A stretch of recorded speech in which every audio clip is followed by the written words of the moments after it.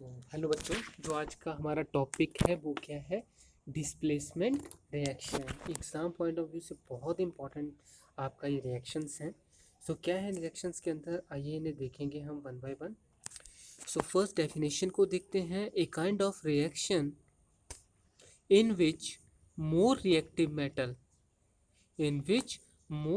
Metal displace less reactive metal. So kind of reaction जिसमें क्या हो रहा है, एक मोर रिएक्टिव मेटल जो है डिस्प्लेस कर रहा है, निकाल रहा है किसको? लेस रिएक्टिव मेटल को। कहाँ से? फ्रॉम इट्स कंपाउंड, जो कि कंपाउंड में प्रेजेंट होगा। और कंपाउंड में प्रेजेंट है तो कौन सी फॉर्म में है? That is which present in aqueous form और that is liquid form. So displacement action को सिंप्लीफाई फॉर्म में देखेंगे बच्चों तो क्या है, एक रिएक्शन है जिसके अंदर क्या है, एक मोर रिएक्टिव जो मेटल है वो क्या करेगा? डिस्प्लेस कर देगा किसको? लेस रिएक्टिव मेटल को। ठीक है, फ्रॉम इट्स कंपाउंड। और वो कंपाउंड कौन सी फॉर्म में होना चाहिए आपका? एक्वस सॉल्यूशन में और लिक्विड फॉर्म में, पानी की फॉर्म में होना चाहिए। ठीक है, सो इस रिएक्शन को समझने से पहले कुछ टर्म्स न्यू हैं जो कि जानना ज़रूरी हैं। दैट इज़ फर्स्ट है हमारा कंपाउंड, क्योंकि हमारा जो डिस्प्लेसमेंट होगा वो कहाँ से होगा? कंपाउंड से होगा।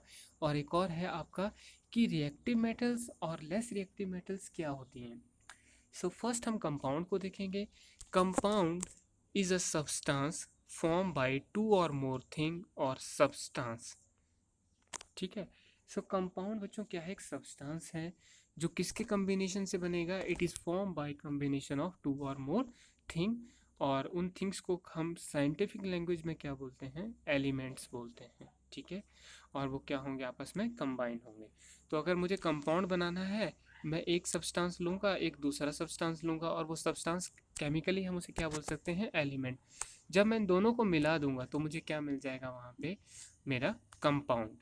ठीक है, नेक्स्ट आता है मोर रिएक्टिव मेटल क्या है, लेस रिएक्टिव मेटल क्या होती हैं। सो स्टूडेंट, अगर हम किसी भी मेटल को देखते हैं, ठीक है, that is each metal possess specific reactivity. So कि किसी भी मेटल को अगर हम देखते हैं तो इस मेटल के अंदर जो है जनरली क्या होगा? एक स्पेसिफिक क्या है? रिएक्टिविटी रहता है। ठीक है, और वो रिएक्टिविटी किस चीज़ में हेल्प करेगी?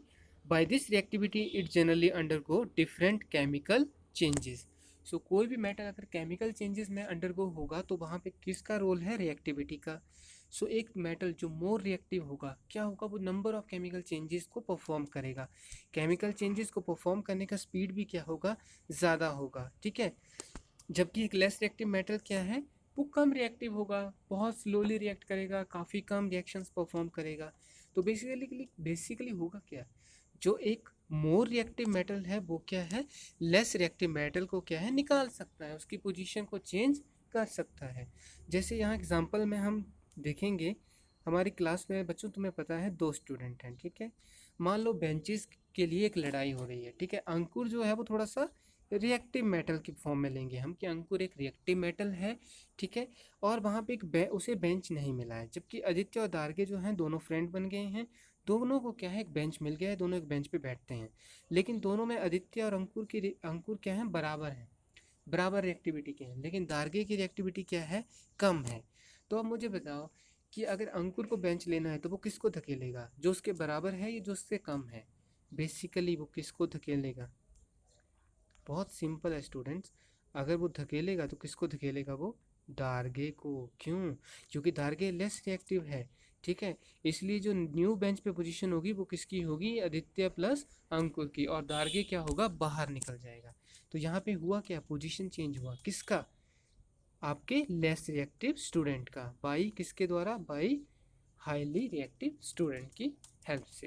ठीक है, सो नेक्स्ट पार्ट में हम फर्दर इस डायरेक्शन को समझेंगे।